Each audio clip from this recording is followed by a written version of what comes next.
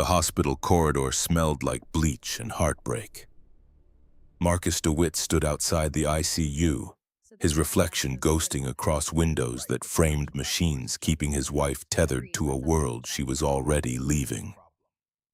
December 19th. The date would carve itself into his memory like initials on a tree, permanent and painful. A doctor emerged, mask pulled down, eyes carrying news that didn't need words. "We saved the baby. Your wife didn't make it." The syllables hit like rounds from a gun he never saw coming. Rachel had been 8 months pregnant, driving home from her parents' place in Naperville when black ice turned the Kennedy Expressway into a killing field. The SUV that crossed the median didn't brake. The impact folded her sedan like paper. Emergency cesarean delivered their son alive. Rachel's heart stopped during surgery and refused every attempt to restart it. Marcus held the infant against his chest in a delivery room that had become a morgue. 7 pounds, 2 ounces, perfect fingers. His mother's nose. The baby didn't cry, just stared up with eyes too knowing for someone 10 minutes old. A nurse whispered something about miracles and tragedies existing in the same breath. Marcus couldn't speak. His throat had closed around words that would never be adequate. 3 days later, an insurance investigator showed up at the funeral home during calling hours. Black suit, clipboard, questions about Rachel's driving record, medication use, whether Marcus knew she'd co-signed her brother's business loan. The man's voice carried the practiced sympathy of someone paid to doubt grief. "We have concerns about negligence, Mr. DeWitt. The accident reconstruction suggests speed may have been a factor. We need to verify certain details before processing claims." Marcus had wanted to put his fist through the investigator's face. Instead, he'd stood there holding his newborn son, surrounded by flowers and condolence cards, and answered questions designed to turn his wife's death into his fault. The investigation stretched 8 months. 8 months of depositions, expert testimonies, accident simulations that reduced Rachel to vectors and velocities. 8 months of his face on local news under headlines that stopped just short of calling him a murderer. 8 months of watching his aerospace engineering career dissolve as colleagues stopped returning calls and his security clearance got suspended pending review. They cleared him eventually. The findings were unambiguous: weather conditions, driver error by the other vehicle, zero evidence of negligence. But vindication came with no apology, no restoration, just a letter from the insurance company confirming they'd processed the claim and a pink slip from Northrop Grumman citing downsizing. His supervisor couldn't meet his eyes during the exit interview. "We appreciate your service, Marcus. The market's tough right now. You understand." He understood perfectly. Innocent until proven guilty was a fairy tale people told themselves. In reality, accusation was conviction, and clearing your name just meant the official record caught up with the court of public opinion after the damage was done. Marcus had burned through savings in 6 months. Medical bills from the cesarean and NICU stay devoured the insurance payout. Rachel's brother defaulted on the loan she'd co-signed, and creditors came for Marcus with paperwork that had her signature beside his. The house went into foreclosure. Friends who'd promised "we're here for you" stopped answering when he called asking for help finding work. By June, he was sleeping in his Toyota Camry in a 24-hour parking garage, running the engine in 10-minute intervals so Isaiah wouldn't freeze, washing the baby with bottled water in gas station bathrooms. A shelter on the south side took them in July. Fathers with children got priority. Marcus found night work through a temp agency. Janitorial services, 10 p.m. to 6 a.m., $15 an hour. The schedule meant he could be with Isaiah during the day while daycare handled the evening gap. It wasn't engineering. It wasn't designing components that would fly higher and faster than anything humanity had built before. But it was honest work, and the building manager didn't care about news stories from 3 years ago. That was how Marcus DeWitt, who'd once calculated stress tolerances for hypersonic aircraft, ended up pushing a mop through the marble lobby of a glass tower in Chicago's Loop at 11:47 p.m. on a Tuesday night in January, while the worst blizzard in 15 years turned the city into a snow globe someone kept shaking. 3 years later, the screens in the 40th floor boardroom displayed Evelyn Thorne's face across a dozen monitors, each one framed by words designed to destroy. Tech mogul under federal investigation. Thorne Dynamics stock plummets 87%. Billions evaporate overnight. She stood at floor-to-ceiling windows watching snow obliterate Michigan Avenue 40 stories below. The flakes looked like static, like her entire world breaking down into pixels and vanishing into white noise.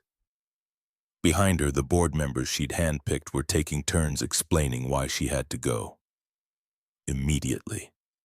Before Asian markets opened in 6 hours. The optics are catastrophic, Garrison.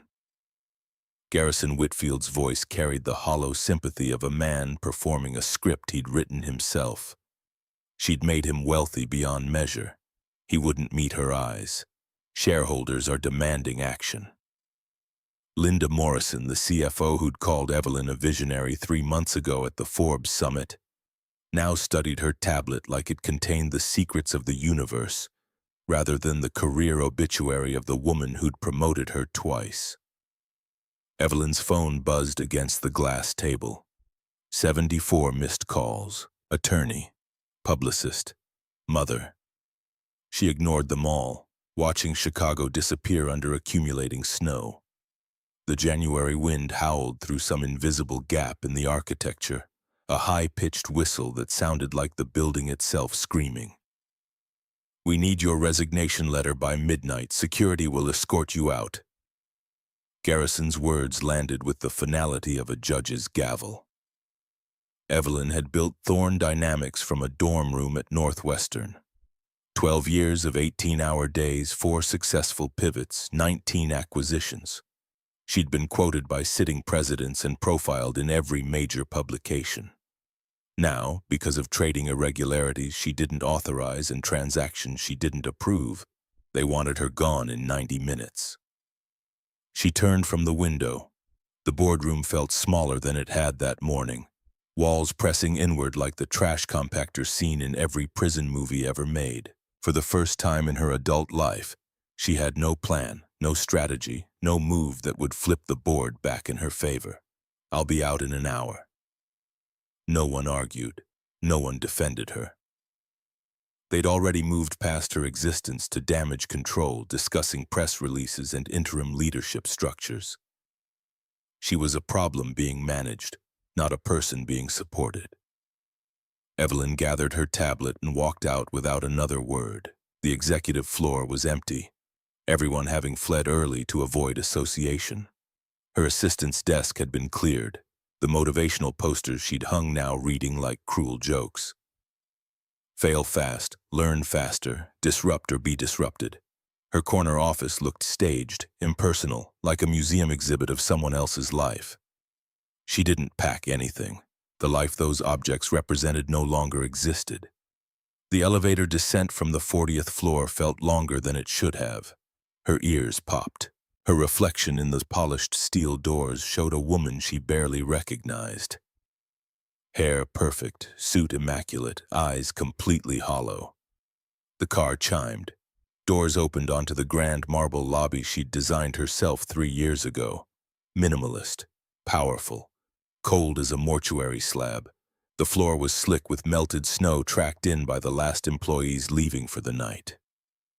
Evelyn stepped out carefully, but her heel caught a patch of water and she felt herself tilting, the ground rushing up to meet her at a speed that turned time elastic. A hand caught her elbow, firm, steady. She looked up into the face of a man in gray maintenance coveralls, a mop bucket on wheels beside him. "Easy there." Evelyn straightened, pulling her arm back instinctively. "I'm fine." The janitor didn't argue. He held her gaze for a moment, not with pity, not with judgment, just acknowledgement. Then he went back to mopping, pushing water toward a drain in deliberate practice strokes. She should have called her driver, disappeared into the storm, found some hotel bar where nobody knew her face. But something about that moment, the steadiness of his hands, the quiet competence, the complete absence of recognition in his eyes, made her stop. Through the glass walls, the snow came down harder. The streets were empty. The city looked abandoned, frozen in place. For the first time that day, Evelyn Thorne felt the full weight of what had just happened settle onto her shoulders like a yoke. She had nowhere to go. Marcus had been cleaning office buildings for 3 years. He knew the rhythm of corporate crisis, hurried exits, boxes carried out after hours, executives who stopped seeing service workers entirely when their worlds were falling apart. He'd expected this woman to brush past him, phone pressed to ear, already moving toward whatever came next. Instead, she just stood there. He kept mopping, giving her space. The TV mounted in the lobby played news with sound muted. He could see her face on the screen, split with another shot of federal agents entering a building. The chyron read, "Disgraced CEO forced out." Headlines aren't always the truth. Marcus rang out his mop, the motion automatic after 3 years of muscle memory. "They're already calling you guilty, haven't even investigated yet." The woman's head snapped toward him, expression shifting from blank shock to something sharper. "Excuse me?" "The news!" He nodded at the screen. "They're convicting you on television, but trials are supposed to happen in courtrooms. You wouldn't understand." Her voice carried the cold control of someone used to ending conversations. Marcus shrugged, pushing the bucket toward the next section of floor. "Maybe not billions, but I understand losing everything." He didn't elaborate, didn't need to.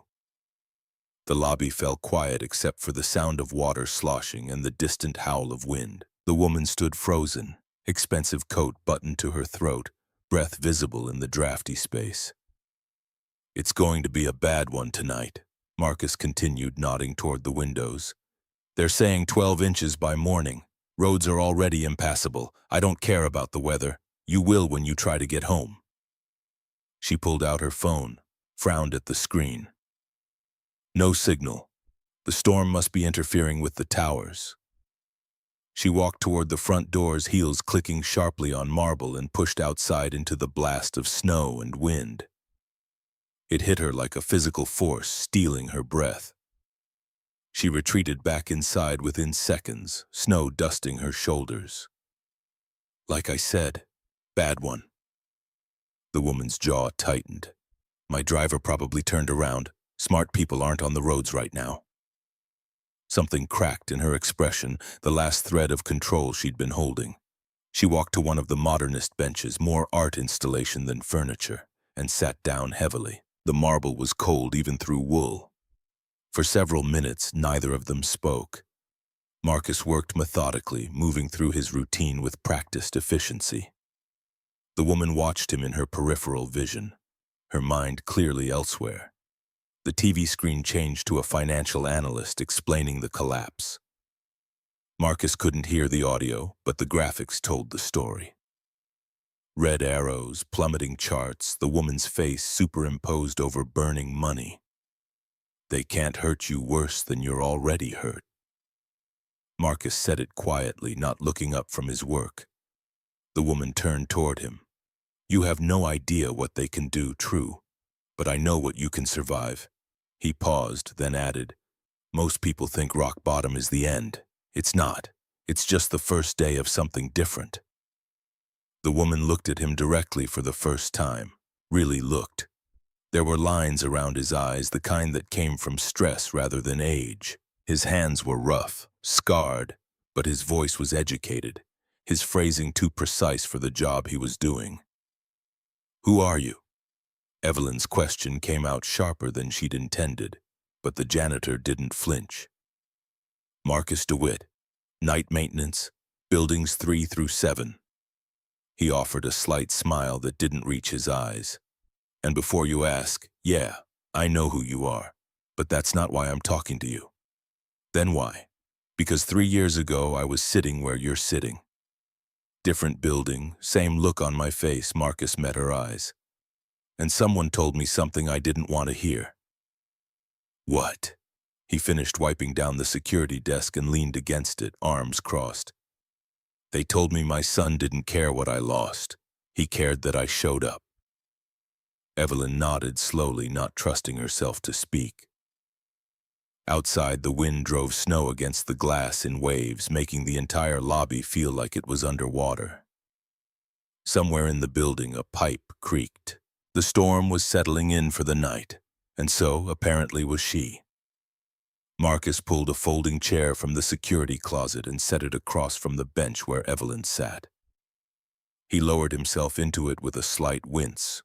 Old injury, lower back, and the building's heating system hummed in the background, fighting a losing battle against the cold seeping through the glass walls. You don't have to tell me anything. Evelyn's voice was flat, defensive. I don't need a pep talk. Good, I wasn't planning on giving one. Marcus leaned back, the chair creaking under his weight. But we're both stuck here until this storm passes. Might as well talk. Evelyn considered leaving, finding somewhere else to wait, but the lobby was warm and the idea of going back into that wind made her bones ache. She pulled her coat tighter. 3 years ago, I had a different life, Marcus began, his voice steady and matter-of-fact. Mechanical engineering degree from Illinois Tech. Good job at an aerospace firm designing stress analysis for hypersonic aircraft. Wife named Rachel. We just found out she was pregnant. He paused, looking past Evelyn toward the windows, but his eyes were seeing something else entirely. December 19th. She was driving home from her parents' place, black ice on the Kennedy. SUV lost control, crossed the median. The words came out like facts he'd repeated too many times to feel anymore. She was 8 months pregnant. They did an emergency cesarean. Baby was fine. Rachel didn't make it. Evelyn felt the air leave her lungs. I'm sorry. Yeah, me too. Marcus rubbed his jaw, a gesture that seemed automatic. Hospital bills came first. Even with insurance, the NICU stay, the surgery, the funeral, it added up fast. Then I found out Rachel had co-signed her brother's business loan. He defaulted. I was liable. You couldn't fight it? Could have. Didn't have the energy.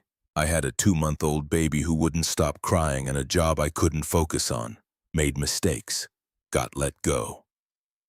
Marcus stood, walked to the window, his reflection ghost-like against the falling snow.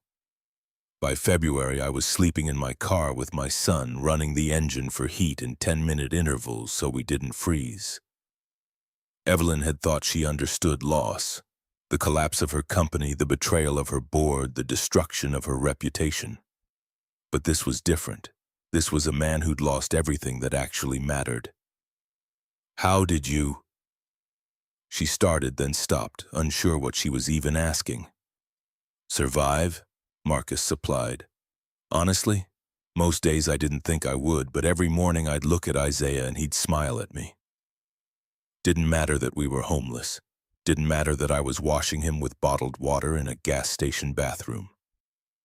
He just cared that I was there. He turned back to Evelyn. Eventually I found a shelter that took fathers with kids. Got stable. Took this job because the hours work. 10 p.m. to 6 a.m., so I can be with Isaiah during the day. Found daycare that opens early. Started rebuilding.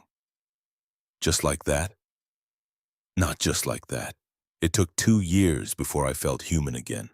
3 before I stopped waking up expecting to find her next to me. Marcus returned to his chair. But here's what I learned.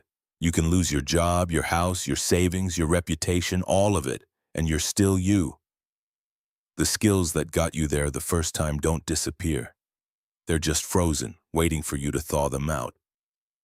Evelyn absorbed this in silence. The comparison was humbling. She'd lost her company, her money, her status. But she hadn't lost a person. She hadn't lost what this man had lost, and yet he was standing here, working a night shift, raising a son, functioning while she was falling apart over money and reputation. Your son. How old is he now? 3.5, smart as hell, obsessed with trains. Marcus's whole demeanor changed when he talked about Isaiah. His shoulders relaxed, his voice softened. He doesn't know what I used to be. To him, I'm just Dad, the guy who makes grilled cheese and does train sounds. Do you regret it? Losing your career? Marcus considered this. Some days, yeah. I loved that work, designing components, solving problems that would make things fly faster and higher than anything humanity had built before. He paused. But I got something else instead. Time with my kid that most fathers miss. He knows me, really knows me. That's not nothing. Evelyn stood and joined him at the window. The city beyond was barely visible now, just white sheets of snow and the occasional blur of headlights moving at walking speed. She caught sight of her own reflection. Designer coat, pearls, perfect hair. She looked like a woman playing dress-up as someone important. They can freeze your accounts. They can freeze your stock, your assets, your access, Marcus said quietly, still looking at the storm. But they can't freeze your skills. What's in your head, what you know how to build, that's yours. No court order can touch it. Evelyn turned to look at him. That's the second time you've referenced freezing. The weather metaphor is a bit heavy-handed. For the first time, Marcus laughed. Yeah, all right. But it's true. Winter doesn't last forever. This storm will pass. Your storm will too. Question is what you do while you're in it. She wanted to argue, to tell him it was different, that he didn't understand the complexity of her situation, the legal ramifications, the federal investigation. But standing there in the empty lobby with snow piling against the doors, those differences felt smaller than they had an hour ago. I don't know how to be anything except a CEO. The admission came out quieter than Evelyn intended. Marcus met her eyes. Then I guess you're about to find out who you are underneath the title. Evelyn walked back to the bench and sat down, suddenly exhausted. The adrenaline that had carried her through the board meeting was gone, leaving only a hollow ache. She pulled out her phone. Still no signal. Good, she didn't want to talk to anyone anyway. If I'm not a CEO, who am I? The question was more to herself than Marcus, but he answered anyway. That's the question, isn't it? Took me a year to figure out I wasn't an engineer anymore. Had to become something else. Father, night worker, guy who knows which diaper brand doesn't leak at 3 a.m. He smiled slightly. Not glamorous, but real.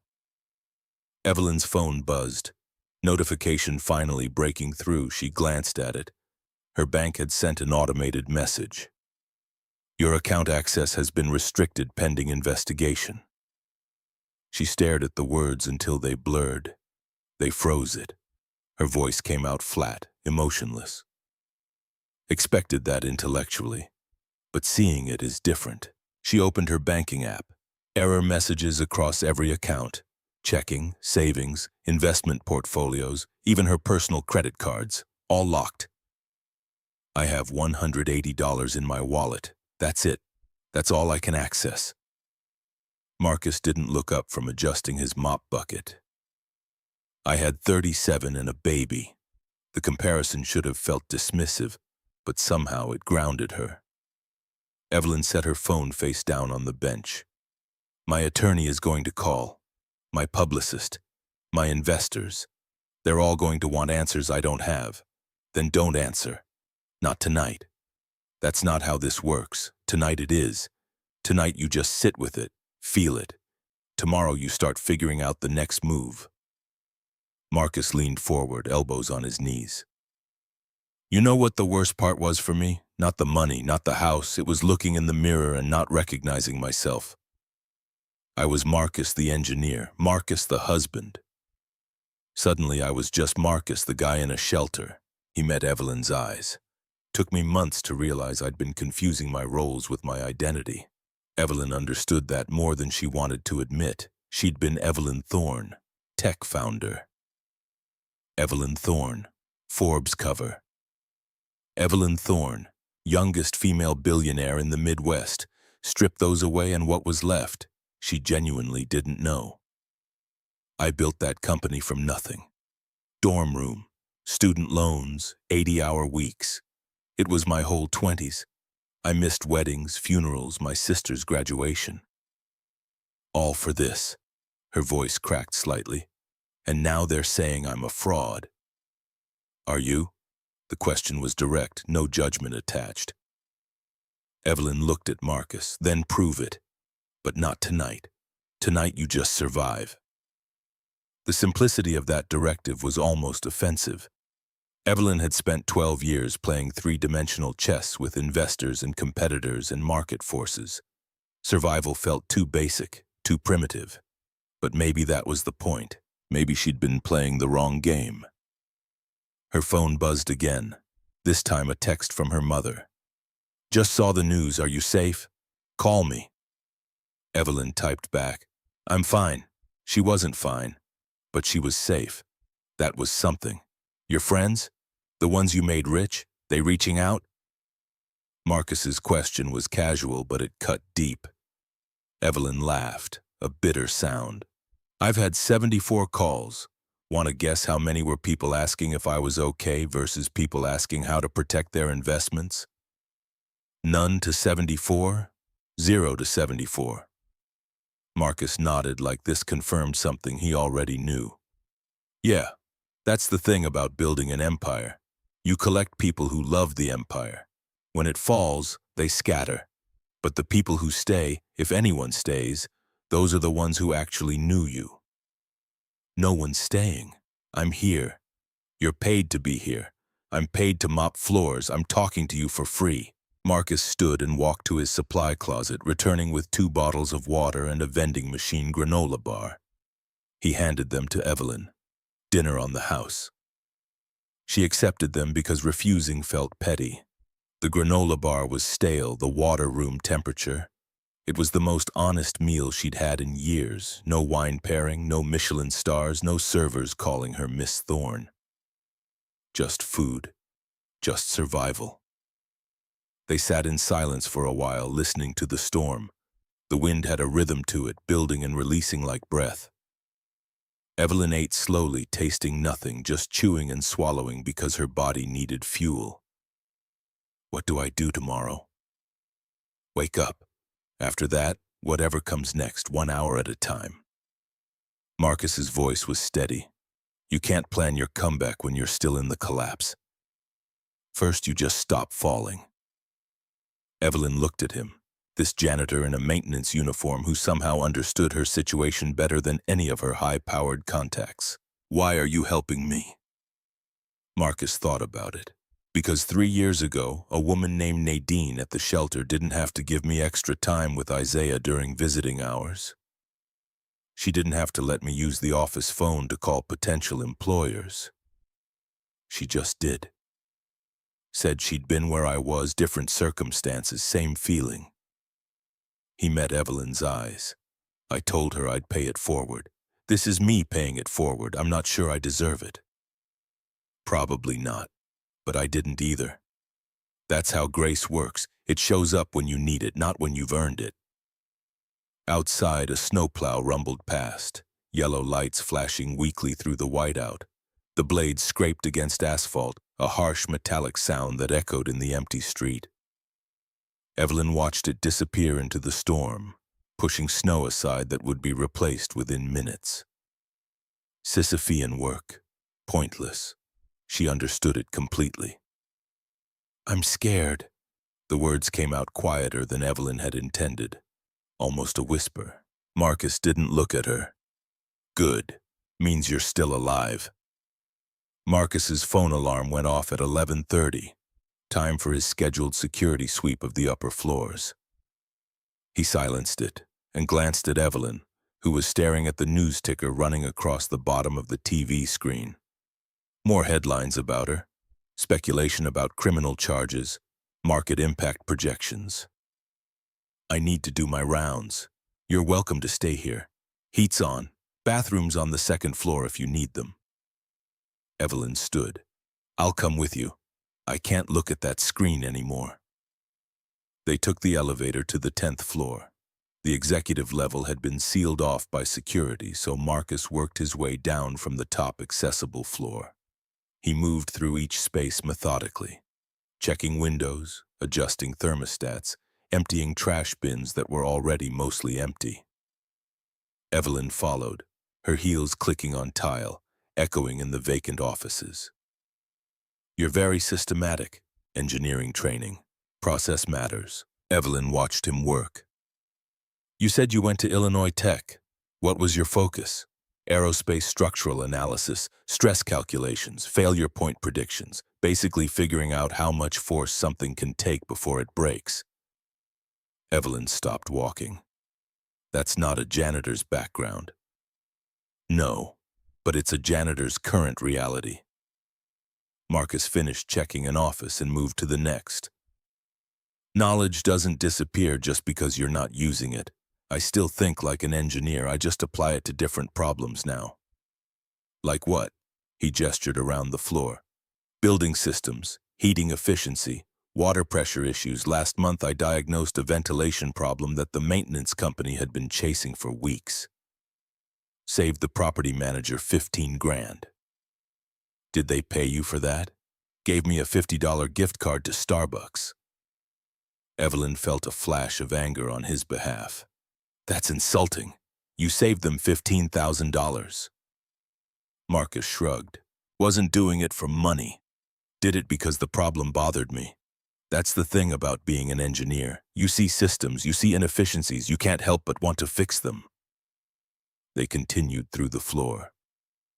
Evelyn found herself watching how Marcus worked. Economy of motion, attention to detail, quiet competence.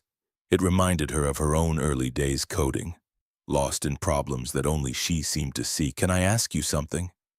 Marcus emptied a recycling bin. "Sure. This company, this collapse, you really didn't see it coming?" Evelyn bristled automatically, then stopped herself. The question wasn't accusatory, it was analytical. "No, the trading irregularities started 6 weeks ago, small enough that our compliance team flagged them but didn't escalate. Then they accelerated. By the time I saw the pattern, the SEC was already investigating." "But you're the CEO. Doesn't everything flow through you?" "Should, but when you have 8,000 employees across 14 countries, you have to delegate. I had a CFO, a compliance officer, a trading desk full of people I trusted." She paused. "I was wrong to trust them." Marcus pushed his cart to the next office suite. "Or you were right to trust them and someone betrayed that trust. There's a difference. The end result is the same, maybe, but the recovery is different. If you failed, you learn from failure. If you were betrayed, you learn to build better systems." He looked at her. "Which one is it?" Evelyn thought about the timeline, the unusual trading patterns, the timing of the investigation, the speed with which the board had turned on her. "I think I was set up." "That's a big claim, I know. But look at it systemically. Someone had to initiate those trades. Someone had to time them precisely to trigger SEC attention. Someone had to ensure the board learned about it before I could investigate internally." She felt her mind engaging finally after hours of shutdown. Marcus nodded slowly. "So the question becomes, who benefits exactly?" They reached the end of the hallway. Through the window, the city was invisible under the storm.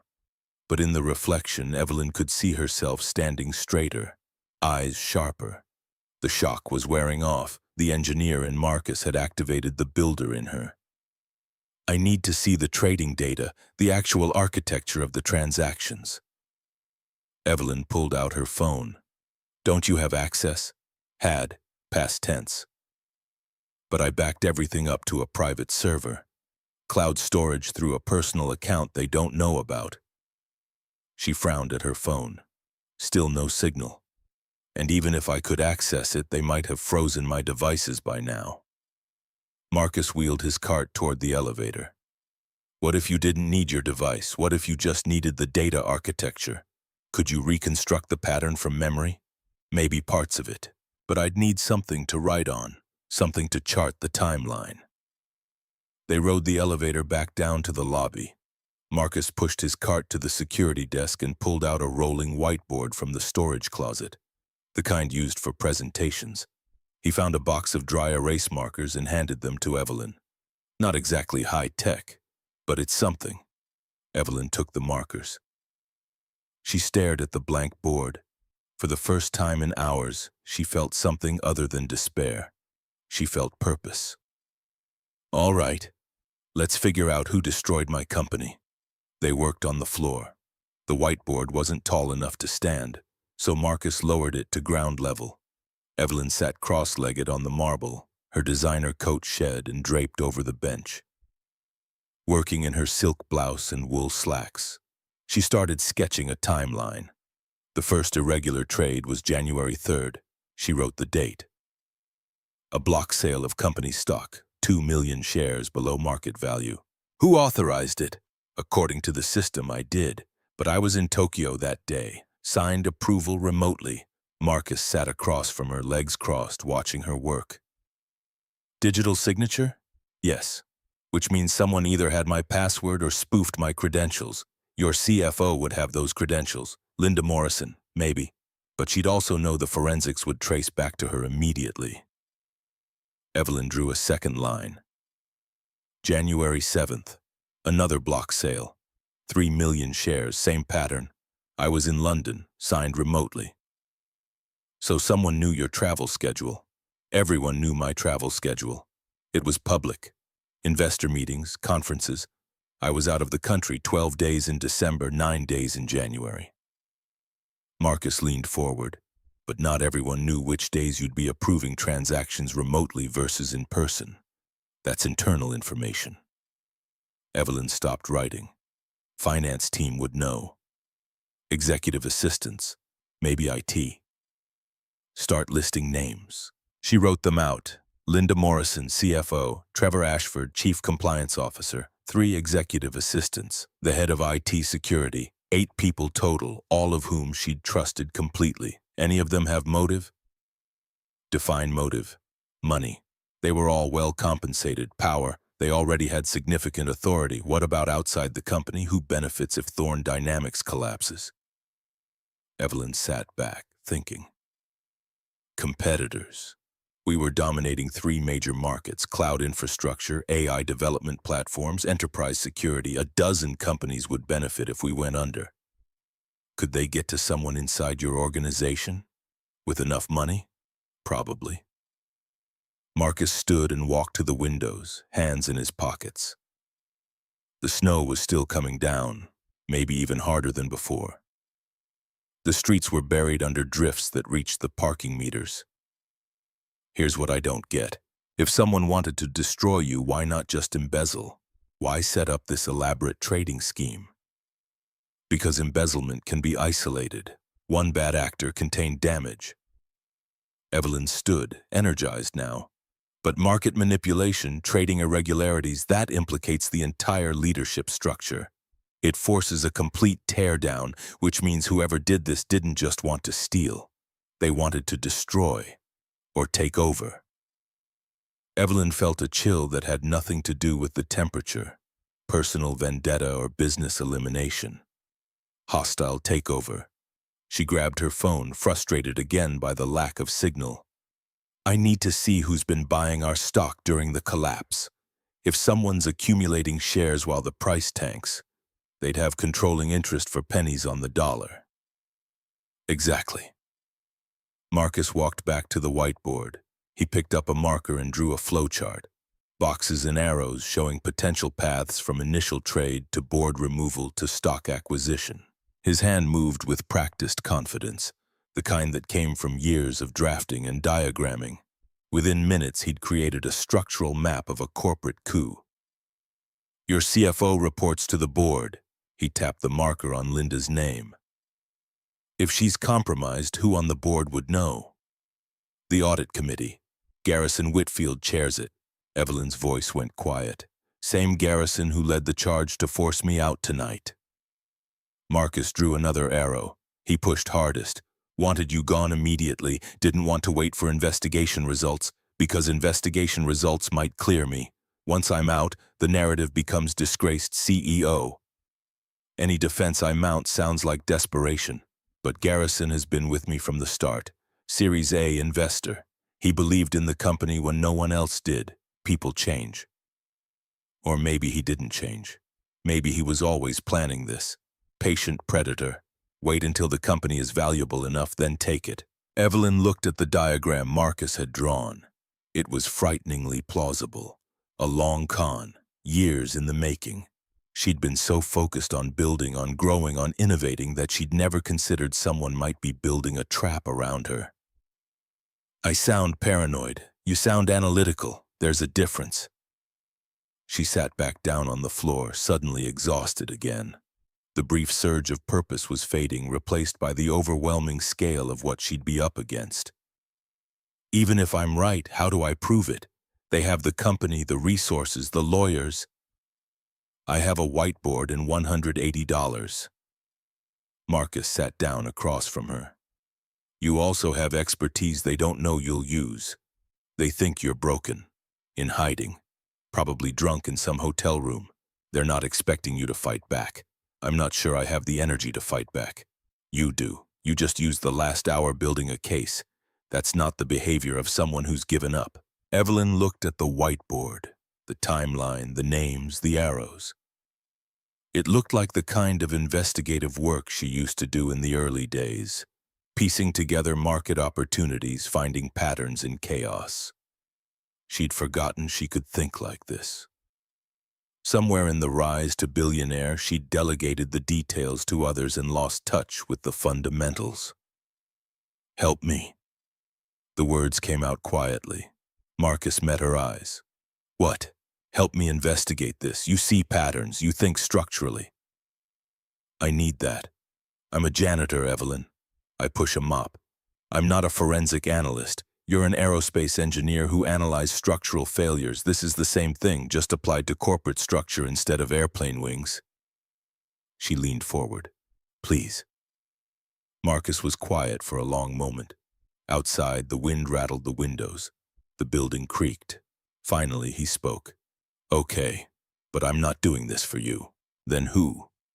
For every person who ever got destroyed by someone more powerful and didn't have the resources to fight back. For my wife, whose brother's creditors came after me while I was burying her.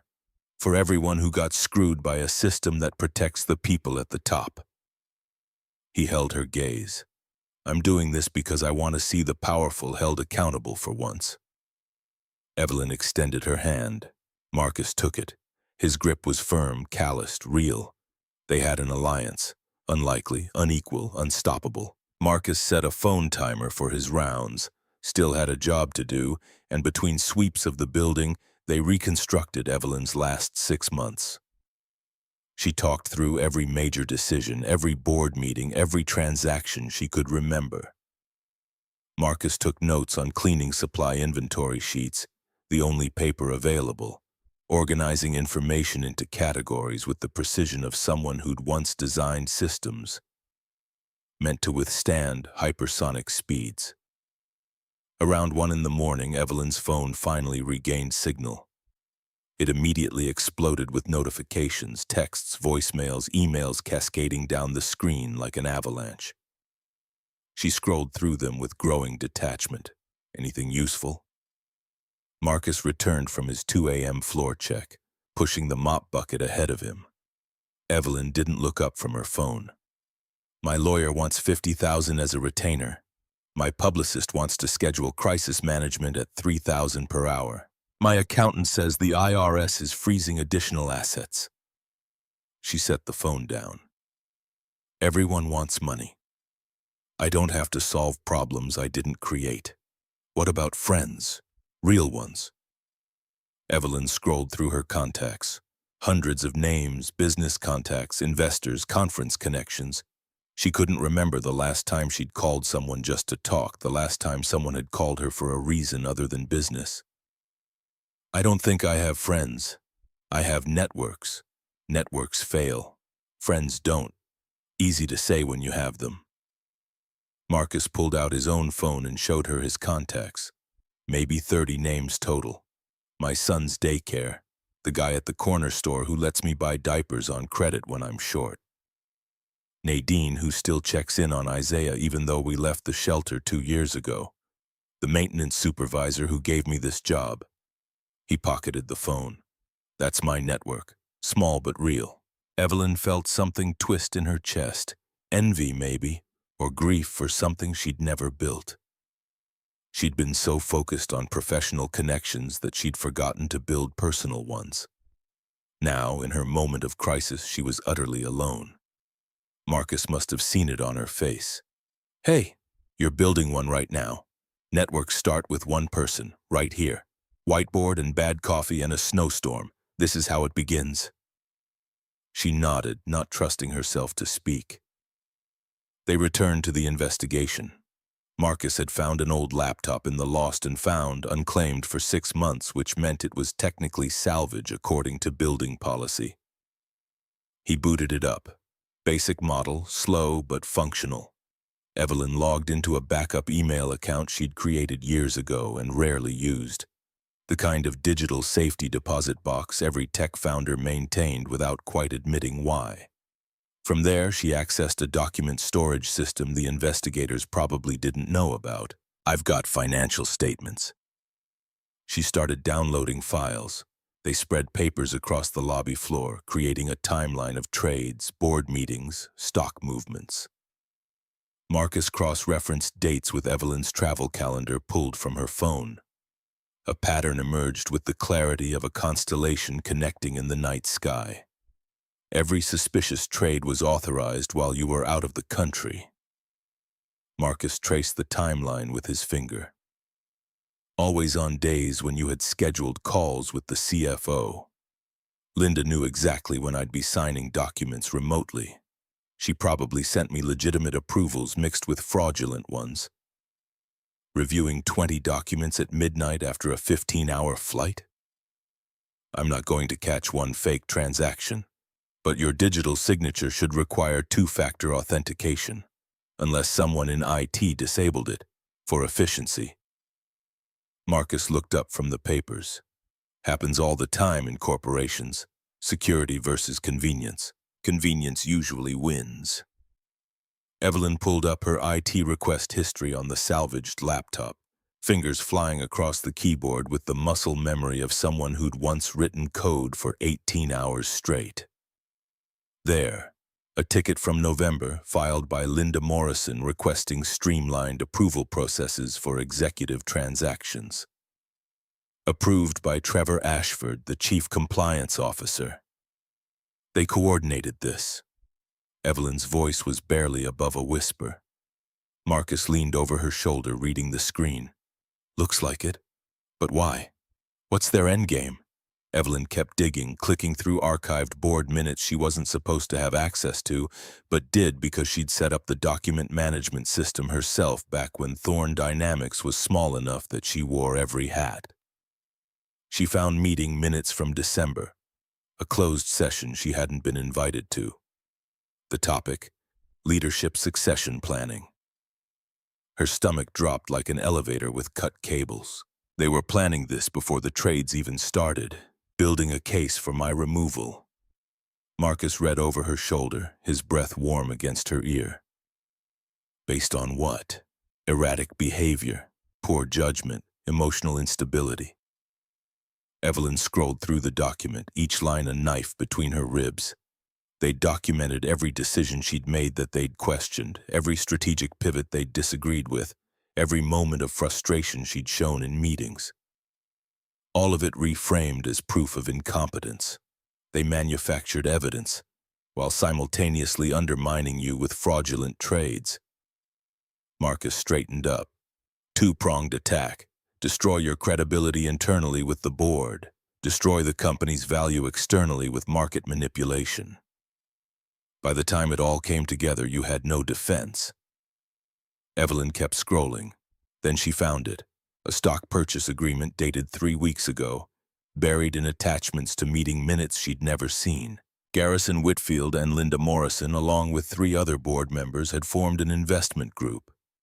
They'd secured a credit line from a hedge fund, $2.4 billion, to acquire Thorne Dynamics stock in the event of a market disruption.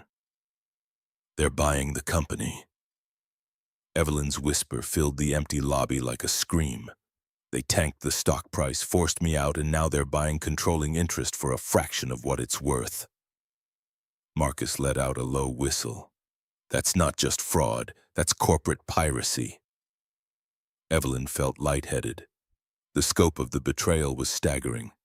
People she'd made wealthy, people she'd trusted, people she'd considered mentors. They'd been planning her destruction for months, maybe years, and she'd never seen it coming.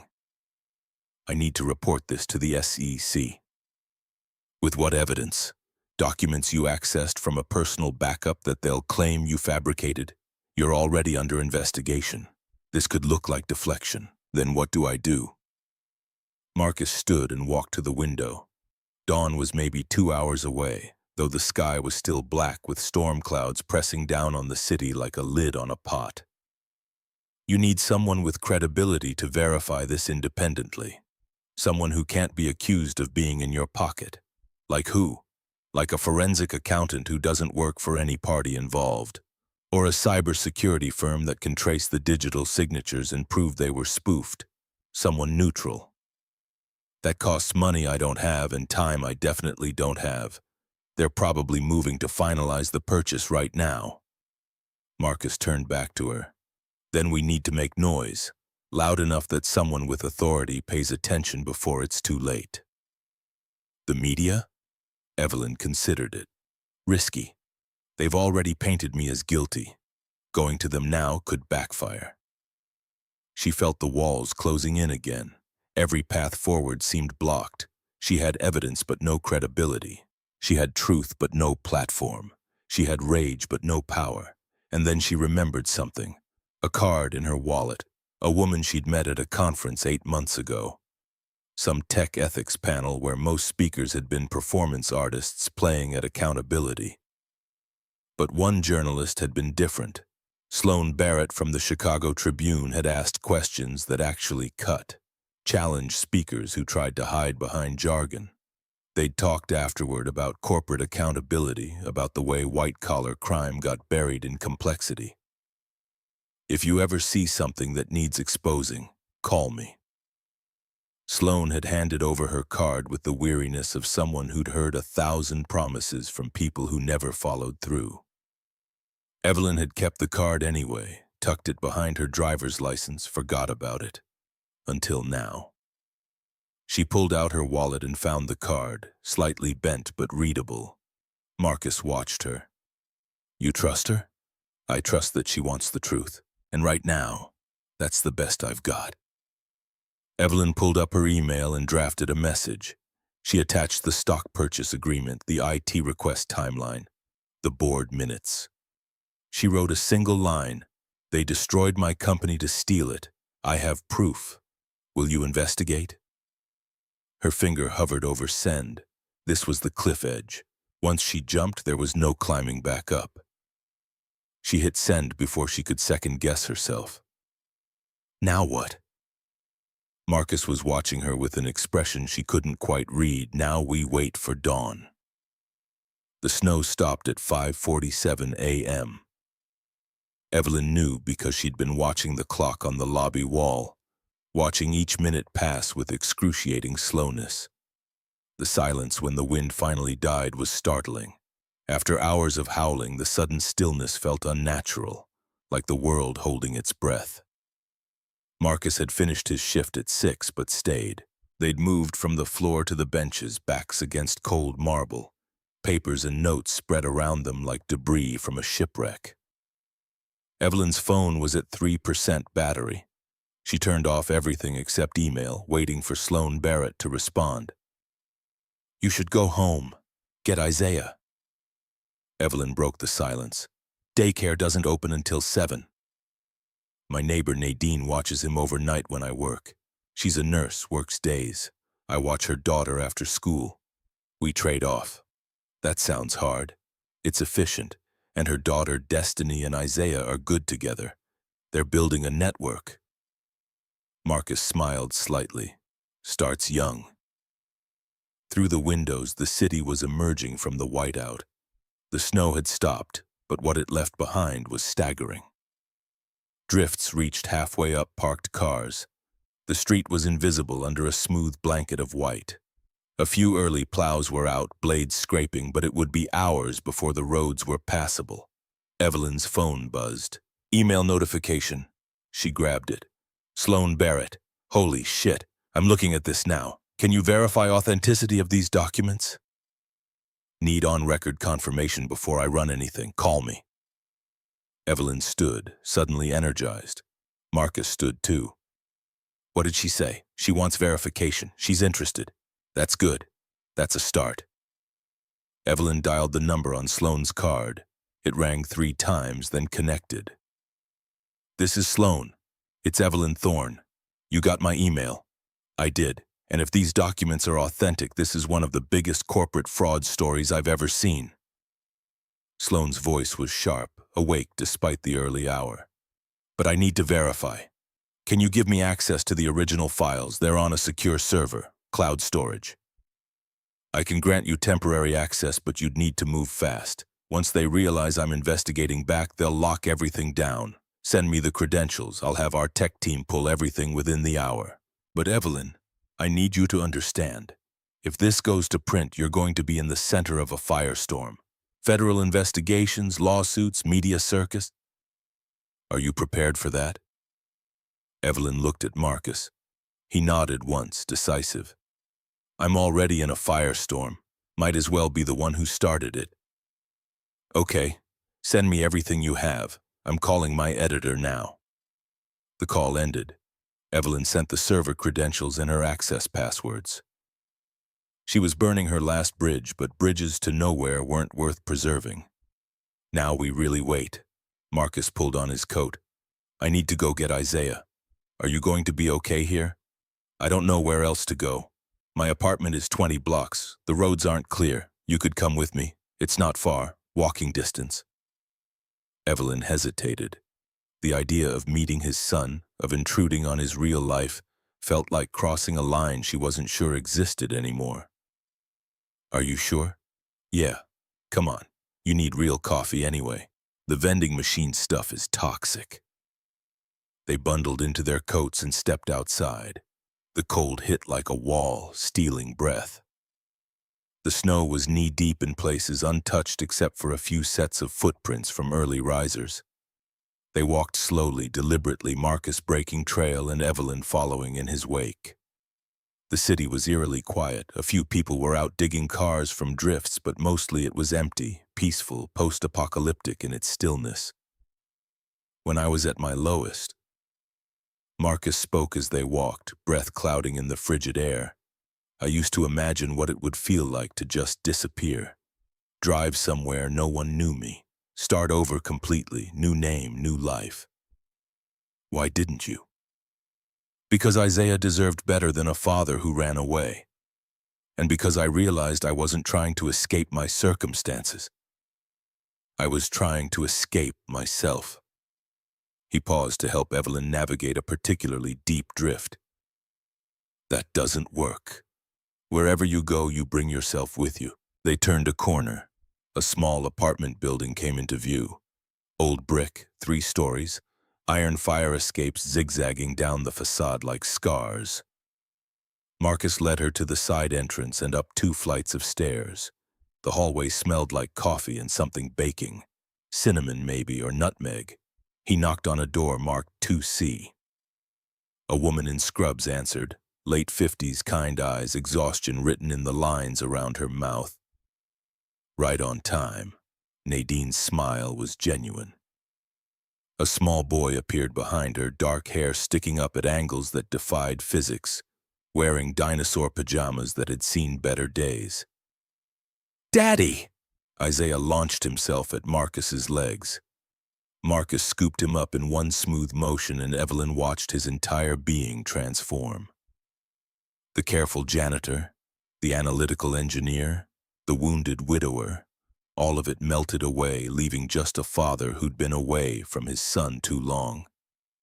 Hey, buddy, you have a good night? We made pancakes, and Miss Nadine read 3 books. 3 whole books? That's a lot. Isaiah noticed Evelyn for the first time, his expression shifting from joy to careful curiosity. Who's that? This is my friend Evelyn. She's had a hard night. We're going to have some coffee and talk. Can you play trains for a bit?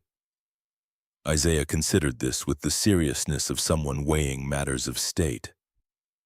Okay, but can we go to the park after? The snow looks really good. We'll see. Let's get inside first.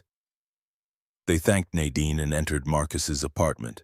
It was small, one bedroom, living room, kitchenette, but it was warm, clean, organized in a way that spoke of deliberate effort. Children's drawings covered the refrigerator like wallpaper.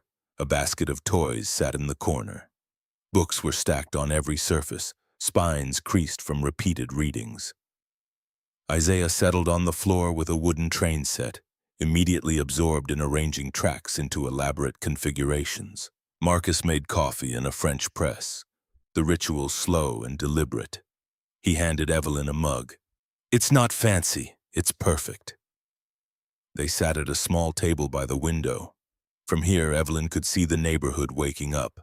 Working class, diverse, alive in a way her sterile high-rise never was.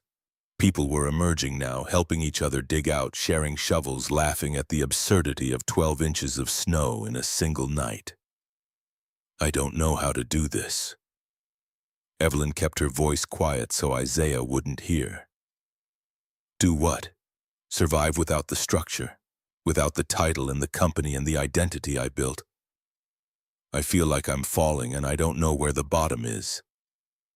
Marcus sipped his coffee. The bottom is wherever you decide to stop. For me, it was the day Isaiah smiled at me in that parking garage. I realized I could either keep falling or plant my feet, so I planted them. And if I can't find solid ground, then you build it, one decision at a time. He set down his mug. You've already started. You investigated. You reached out to a journalist. You're fighting back. That's not falling. That's climbing. Isaiah brought over a train, one wheel stuck and refusing to turn. Can you fix this? The wheel is stuck. Marcus took the train and examined it with the same focus he'd applied to the corporate structure investigation. He found the issue, a piece of dust caught in the axle, and cleaned it out with his thumbnail. The wheel spun freely. There you go, good as new. Thanks, Daddy. Isaiah zoomed the train across the floor, making engine sounds that filled the small apartment with joy. Evelyn watched this exchange and felt something shift inside her. For 12 years, she'd measured success in valuations and market share and revenue growth. But this, a father fixing a toy for his son while morning light streamed through the window, this was success too. Different, quieter, but no less real. Her phone buzzed. Sloan Barrett. Documents verified. Story runs tomorrow morning, front page, brace yourself. Evelyn showed Marcus the message. He read it, then met her eyes. You did it. We did it. I couldn't have pieced this together without you. So what happens now? I don't know. The story might change everything or nothing, but at least the truth is out there. They sat in comfortable silence, drinking coffee, watching Isaiah play. Outside, the neighborhood was coming back to life, people reclaiming their city from the storm. Evelyn realized she was warmer than she'd been in hours, not because of the apartment's heat, but because of the presence of people who saw her as human, not as a scandal or a stock price. Thank you for tonight, for this, for not looking away.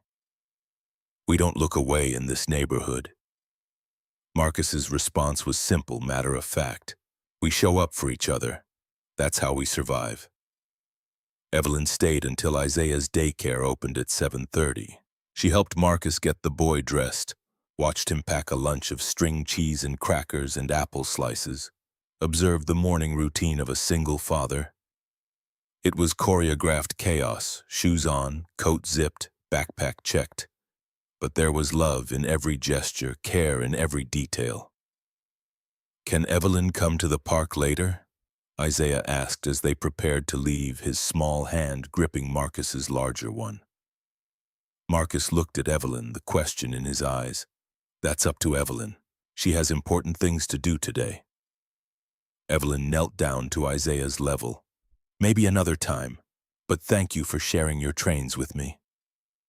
Isaiah hugged her spontaneously, the 3-year-old's enthusiastic embrace of someone who didn't yet know that adults maintained distance. Evelyn froze for a second, then hugged him back, feeling the small body warm and solid against her chest. When had someone last hugged her without wanting something? After they left for daycare, Evelyn sat alone in the apartment. Marcus had told her to stay as long as she needed. She should go home, face whatever was waiting there. But she wasn't ready yet. Instead, she opened the salvaged laptop and started working. First, she drafted a statement for Sloane's article, clear, factual, unemotional. She outlined the fraud, the coordinated attack, the evidence. She didn't play victim, didn't ask for sympathy. She just laid out the facts with the precision of someone who'd once debugged code that controlled systems worth billions. Then she started making a list of what came next. She couldn't run Thorn Dynamics anymore. Even if the article cleared her name, that ship had sailed, sunk, and settled on the ocean floor. But she had skills, experience, knowledge. She could build something new. Smaller, maybe, but hers. Around 9 in the morning, her phone rang. Her attorney finally getting through. Evelyn, where the hell have you been? I've been trying to reach you all night. I was busy. What's the status? The SEC is expanding their investigation based on new information. Someone leaked documents about coordinated trading activity. His voice carried accusation wrapped in concern. Do you know anything about that? Evelyn smiled despite everything. I might have shared some files with a journalist. Jesus Christ, Evelyn. That could be seen as obstruction, or it could be seen as whistleblowing. Depends on what the documents show. Her attorney was silent for a moment. What are we dealing with here? Corporate conspiracy, stock manipulation, coordinated fraud by board members and executives. It's all going to come out tomorrow. You should have consulted with me before. I should have done a lot of things differently. But I'm done asking permission. I'm going on offense. She hung up before he could argue. Her phone rang again immediately. A number she didn't recognize. She answered anyway. Miss Thorne, this is Detective Raymond Park with the FBI's White-Collar Crime Division. We'd like to speak with you about some documents that came to our attention this morning. Would you be willing to come in for an interview? Evelyn's heart raced, adrenaline spiking through her system like electricity. Am I under arrest? No, ma'am. We're just gathering information. But if you have evidence relevant to our investigation, we'd like to hear from you directly. I'll come in, but I want immunity for cooperation. I can't promise that right now, but if what you're saying is true, we'll work with the U.S. Attorney's Office on your behalf. They scheduled a meeting for that afternoon. Evelyn hung up and sat back, processing. The FBI was involved now. This had escalated beyond a corporate scandal into federal criminal territory. People were going to face charges, possibly including her if they decided she'd been complicit, even unknowingly. But she had the truth, and for the first time in her career, she was willing to bet everything on the truth being enough. She borrowed a coat from Marcus's closet. He'd told her to take whatever she needed, and ventured back outside. The walk to her apartment took 40 minutes through snow-clogged streets, past abandoned cars and fallen tree branches. By the time she arrived, she was exhausted, freezing, and more determined than she'd ever been. Her apartment looked exactly as she'd left it 12 hours ago, spotless, expensive, empty. She packed a bag with clothes and documents, grabbed her backup hard drives, and left. She couldn't stay here. Too many ghosts, too much of the person she used to be haunting these rooms. Instead, she checked into a small hotel 3 blocks from Marcus's apartment building. Nothing fancy, just a clean room, functional Wi-Fi, coffee maker. It cost $60 a night, a fraction of what she used to spend without thinking. But it felt right, appropriate for who she was becoming. She spent the afternoon with the FBI, walking them through everything she'd discovered. Detective Park was sharp, thorough, skeptical of everyone in a way that Evelyn appreciated. His partner, Agent Reina Vasquez, took notes with mechanical precision, asking questions that cut through bullshit like a scalpel through tissue. If this checks out... Park leaned back in his chair after 3 hours of grilling. You might have just handed us the biggest corporate fraud case in Illinois in a decade. But I need to be clear. You're not off the hook yet. We'll need to verify your claims independently. I understand. I'll cooperate fully. Evelyn met his gaze without flinching. Park studied her for a long moment, then nodded. We'll be in touch. Don't leave town. That evening, back at the hotel, Evelyn's phone exploded with calls. Her story was leaking ahead of the official publication. Someone at the Tribune must have talked, or maybe Sloan had sent advance copies to other outlets. Business networks were picking it up, social media lighting up with speculation and hot takes. The narrative was shifting from disgraced CEO to CEO whistleblower exposes board conspiracy. One call stood out, a venture capitalist she'd met years ago, someone who'd passed on investing in Thorne Dynamics initially. Evelyn, I just heard. I'm sorry I didn't reach out sooner. I should have known something was off. It's fine. I didn't know either. Listen, I know you're in the middle of a storm. But when the dust settles, if you want to build something new, call me. Whatever you create next, I want in. Evelyn was surprised to find that the offer didn't excite her. A week ago, it would have validated everything, confirmed her worth in the only currency she'd valued. Now it just felt like noise, another person positioning themselves for the next opportunity. I appreciate that. Let me get through the investigation first. She hung up and looked out the hotel window. The city was glowing in the twilight, lights reflecting off snow that turned everything into a scene from a postcard. Somewhere out there, Marcus was probably making dinner for Isaiah, reading bedtime stories, being present for the small moments that mattered. Evelyn realized she'd spent 12 years chasing big moments, product launches, funding rounds, acquisition deals. She'd missed the small moments entirely, and those were the ones that actually built a life worth living. She picked up her phone and sent a text to Marcus. Thank you for last night, for showing me what solid ground looks like. I'm going to build something on it. His response came a minute later. You already are. 2 days later, the article ran, front page above the fold with a headline that made Evelyn's chest tight. Tech billionaire exposes corporate coup. How board members orchestrated multi-billion-dollar theft. Sloan Barrett had done thorough work.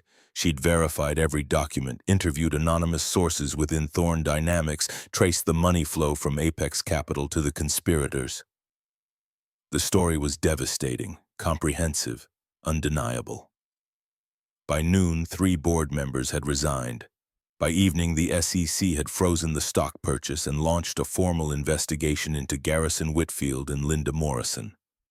Evelyn watched it unfold from her hotel room, eating takeout Chinese food and fielding calls from attorneys, journalists, former colleagues. Some apologized, some asked for comment, some just wanted to be on the right side of history now that the narrative had shifted. She ignored most of them, focusing instead on the next steps.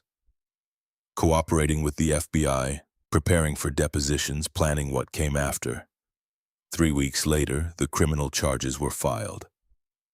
Garrison Whitfield, Linda Morrison, Trevor Ashford, and 2 other board members were indicted on securities fraud, conspiracy, and wire fraud. The evidence was overwhelming. Emails, financial transfers, time-stamped access logs showing Linda had used Evelyn's credentials to authorize fraudulent trades. The trial would take months, maybe years, but the public vindication was immediate. Headlines shifted again. Thorne vindicated, board betrayal exposed. Evelyn's frozen assets were released, her reputation being rebuilt brick by brick. But Evelyn didn't go back to Thorne Dynamics. The board offered, begged really. The investors pleaded, the employees petitioned. She declined everything, meeting with the interim board in the same conference room where they'd fired her. I built that company once. I don't need to prove I can do it again. She stood at the head of the table, speaking to people who'd thrown her out a month ago. I need to prove I can build something different. What she built was smaller, more intentional. A consulting firm that helped other companies identify internal fraud and structural vulnerabilities before they metastasized into crises. She hired Marcus as her first full-time employee, chief technology officer, applying his aerospace engineering background to corporate architecture. He was reluctant at first, comfortable with the janitor job and its predictable hours, but she convinced him. You told me skills don't disappear. Time to use them.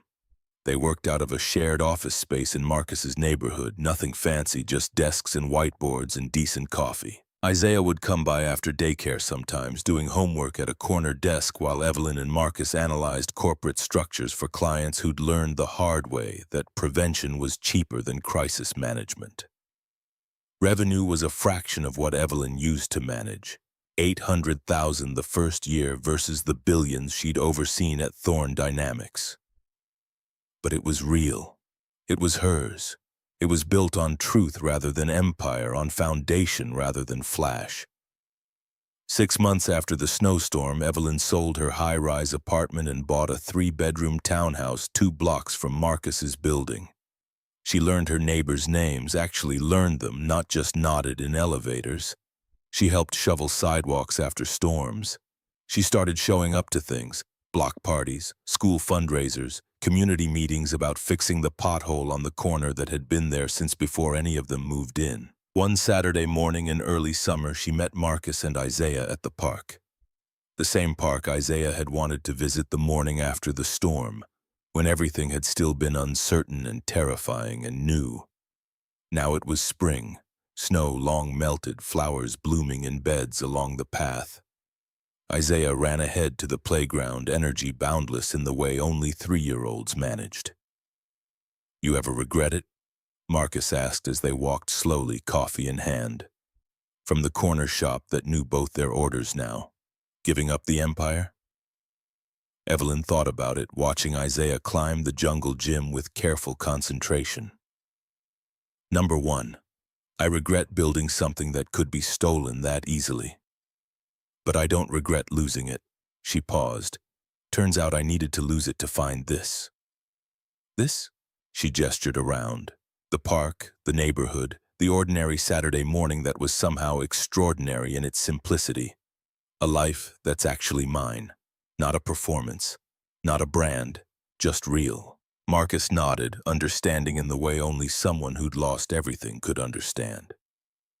They sat on a bench, watching Isaiah navigate monkey bars with the determination of someone testing limits and discovering capabilities. Can I ask you something? Evelyn broke the comfortable silence. Marcus looked at her. Sure. That night in the lobby. Why did you really help me? You said it was paying forward what someone did for you. But there's more to it, isn't there? Marcus smiled slightly, the expression reaching his eyes this time in a way it rarely did. You want the real answer? Always. I helped you because I saw someone who'd forgotten they were human. You were so wrapped up in being a CEO, being a billionaire, being this public figure, you'd lost track of the person underneath. He turned to face her fully. And I know what that's like. After Rachel died, I got so consumed by grief and logistics and survival that I forgot I was still Marcus, not just a widower, not just a father, still me. I thought maybe if I could remind you that you were still Evelyn, you'd remember how to save yourself. Evelyn felt tears prick her eyes. I think it worked. Yeah, I think it did. Isaiah ran over, demanding they come see how high he could swing. They followed him, laughing, and Evelyn pushed him on the swing while Marcus spotted him on the climbing wall. It was so ordinary, so small, so perfect in its imperfection. That evening, back at her townhouse, Evelyn opened her laptop. She'd been working on something for weeks. A framework for identifying corporate fraud early, before it metastasized into crisis. She'd be presenting it at a conference next month. not as a disgraced CEO, making a comeback, but as Evelyn Thorne, consultant, survivor, human. Her phone buzzed, a text from Marcus. "Isaiah wants pancakes tomorrow. You in?" She smiled and typed back, "I'm in." Outside her window, the neighborhood was settling into evening. Lights coming on in windows, people coming home, dogs being walked, kids being called in for dinner.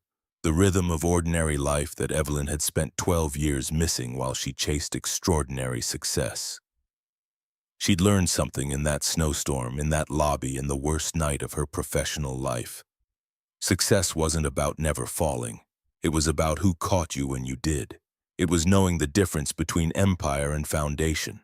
It was understanding that the people who saw you at your lowest and stayed anyway were worth more than everyone who only knew you at the top.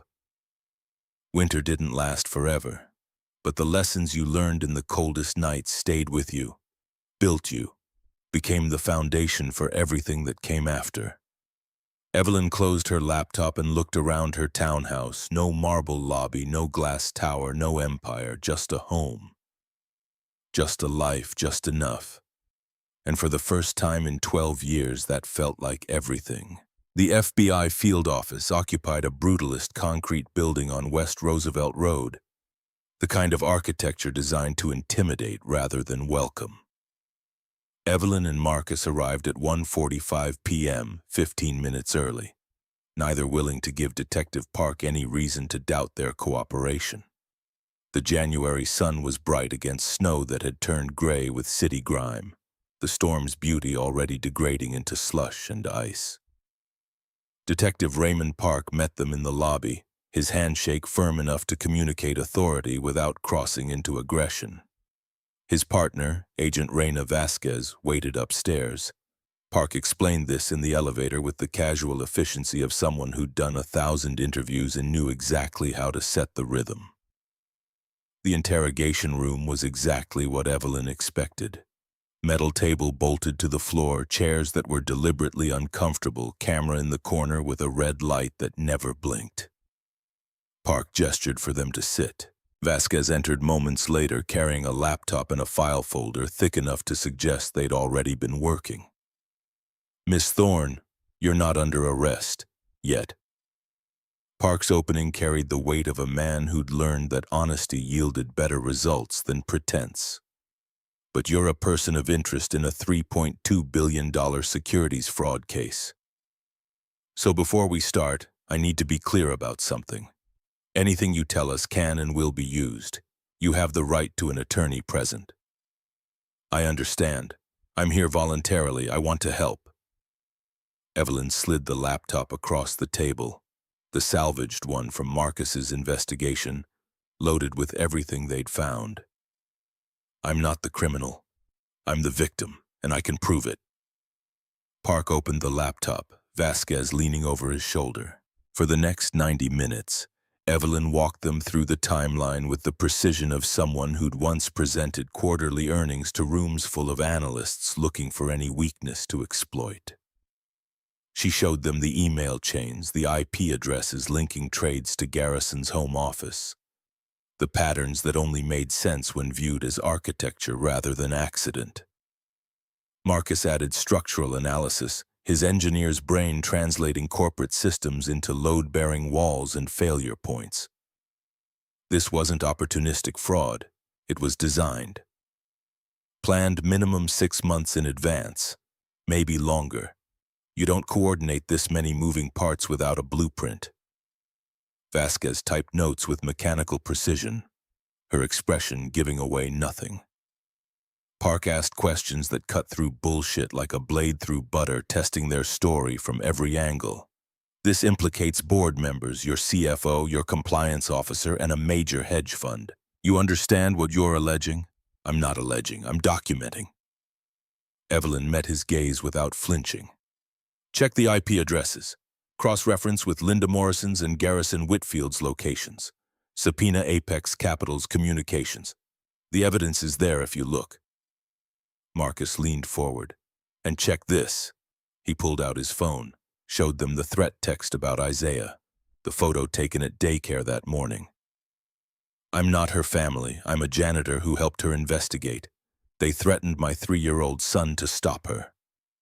That's consciousness of guilt. Park's expression changed. Not much, but enough. The hard edge of skepticism softened into something closer to belief. Vasquez photographed the phone screen, documenting the evidence with the same care she'd applied to everything else. Miss Thorne, we've been investigating Apex Capital for 6 months. Different case, pension fund manipulation in Ohio.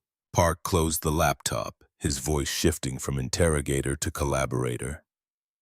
Martin Caldwell is on our radar, but we didn't have the connection to Thorne Dynamics until now. Your data just linked 2 separate investigations. He glanced at Vasquez, some unspoken communication passing between them. You may have handed us a RICO case. What does that mean? Evelyn felt hope spark in her chest for the first time since entering the building. Park stood, walked to the window overlooking Roosevelt Road. It means this goes beyond securities fraud. It means we can prosecute them for operating a criminal enterprise. Longer sentences, asset forfeiture, the whole playbook. He turned back to face them. But we need more than documents. We need testimony. Recorded confession. Hard evidence that can't be explained away by high-priced lawyers. What are you asking? We need you to wear a wire. The words landed like a punch to the solar plexus. Evelyn had expected this possibility, had even considered it in the abstract, but hearing it spoken aloud made it real in a way that theoretical preparation couldn't match. A wire to where? To Garrison Whitfield. Call him. Tell him you're willing to go quietly for a price. Get him to admit the plan on tape. Marcus's hand found Evelyn's under the table, his grip steady. That's dangerous. If he suspects, it's the fastest way to hard evidence. Otherwise, this goes to trial in 2 to 3 years, maybe longer with appeals. Vasquez's voice was flat, matter-of-fact. We have documents, but documents can be explained away. A recorded confession can't. Evelyn looked at Marcus. His eyes held concern but not objection. The decision was hers. She thought about Isaiah's face when he'd hugged her that morning, about Nadine's kindness, about Marcus working 3 years as a janitor because the world had decided his innocence didn't matter as much as the accusation. She thought about every person who'd ever been destroyed by someone more powerful and had no recourse, no platform, no way to fight back. Let's do it. Park and Vasquez prepped her for an hour. The wire was smaller than Evelyn expected, no bigger than a button, fitted into the seam of a blouse Vasquez provided from some FBI wardrobe department that apparently existed for exactly this purpose. They gave her a burner phone with Garrison's private number already programmed in. Coached her on talking points without scripting her. Authenticity mattered more than perfection. The goal is simple. Get him to explain the plan. Use your history. He'll want to gloat. Park's instruction was clinical, detached. Men like Garrison Whitfield don't resist the urge to explain how clever they've been. It's ego. Use that. What if he doesn't take the call? Then we move to plan B. But he'll take it. You're offering him what he wants most right now. Your silence and your capitulation. They ran through scenarios, practiced responses, war-gamed objections Garrison might raise. Marcus sat in the corner, observing but not interfering, his presence a silent anchor that kept Evelyn from floating away into panic. At 4 o'clock, they were ready. Evelyn sat in a conference room with better furniture than the interrogation space, the wire recording to equipment in the next room, where Park and Vasquez monitored. Marcus stayed with her. Park had allowed it over Vasquez's objection, some instinct telling him that Evelyn performed better with support than in isolation. Make the call. Evelyn dialed. The phone rang 3 times, long enough for doubt to creep in. Then Garrison answered, his voice carrying the smooth confidence of a man who believed he'd already won. Evelyn, I didn't expect to hear from you. Garrison, I need to talk. The FBI is asking questions. My accounts are frozen. I can't even hire a lawyer." Her voice cracked, not entirely acting. The fear was real even if the surrender was performance. "That's unfortunate. Perhaps you should have been more careful with company funds. We both know I didn't do this. You know exactly what happened." Silence on the other end, long enough that Evelyn wondered if she'd pushed too hard too fast. Then Garrison spoke, cautious now. "I don't know what you mean. The trades, the timing, the stock purchase." "I saw the documents, Garrison." More silence. Evelyn could almost hear him calculating, weighing risks against opportunities. "What documents? Does it matter? I can't fight you. I don't have the resources. I just want out." Quietly. "What are you proposing? You're buying the company. I know that. I can't stop it." Evelyn delivered the pitch exactly as they'd rehearsed, her voice carrying defeat without overselling it. "But I can make noise. I can drag this out. FBI investigation, media circus, lawsuits that tie up the acquisition for years." She paused for effect. "Or you can make this easy. Pay me $50 million. I sign an NDA. Disappear. You get a clean acquisition.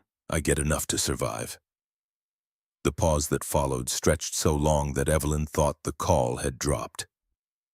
Then Garrison laughed, not cruel, just amused, the sound of a man who'd underestimated an opponent and was pleased to discover they had more fight than expected. "Evelyn, you always were pragmatic. That's what I appreciated about you. But $50 million is steep for silence. It's cheap for what you're getting. Thorne Dynamics will be worth $8 billion once the stock recovers. You're paying $2 billion for controlling stake. That's $6 billion profit. $50 million is a rounding error." Garrison made a sound that might have been approval. "You always could do math. All right, I'm listening. But I need to know this is real, that you actually can deliver. Not just you, Linda, Sterling, all of you." Evelyn pushed harder, walking the line between desperation and negotiation. "Sterling's already approved the acquisition financing. $2.4 billion credit line ready to execute tomorrow morning." Garrison's voice carried the satisfaction of a man describing a masterpiece he'd painted. "Linda's been cooperative. She understands the new organizational chart has room for her. And Trevor, your compliance officer?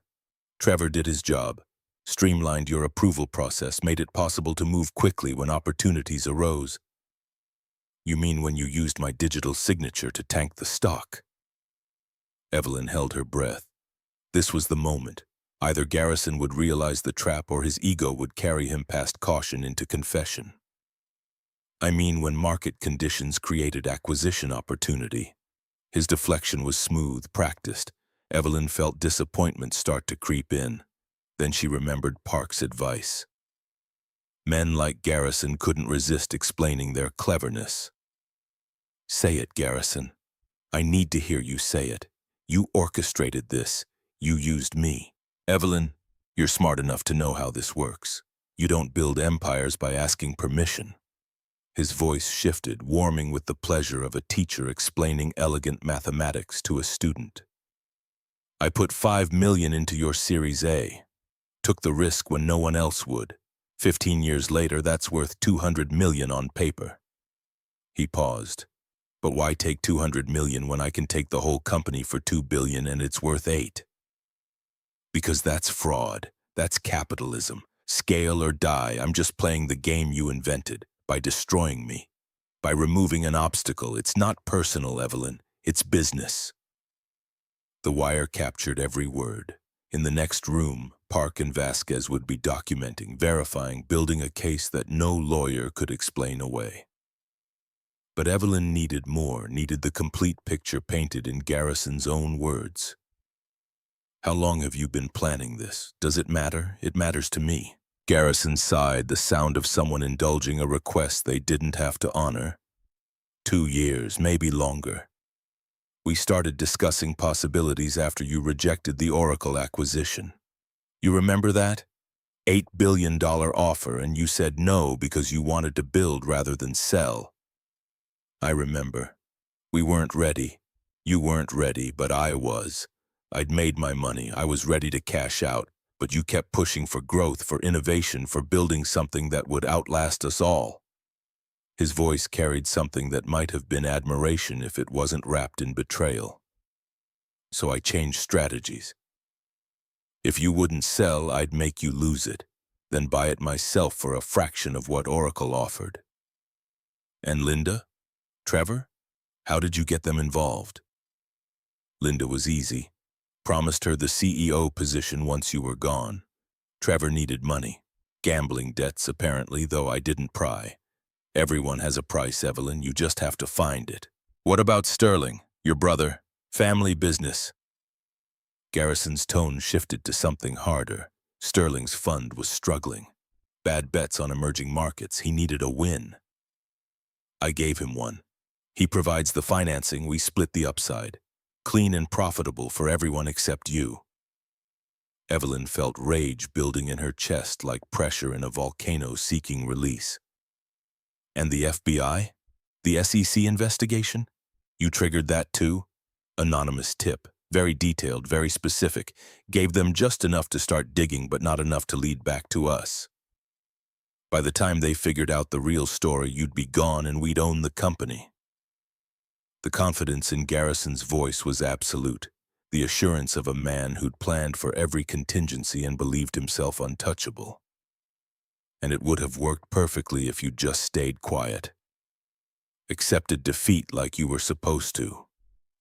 But I didn't. No, you didn't. For the first time, Garrison's voice carried something other than confidence. A note of respect, perhaps, or acknowledgement. You always were stubborn. I should have remembered that. Evelyn heard voices in the background, movement. Then Garrison spoke again, his tone shifting abruptly.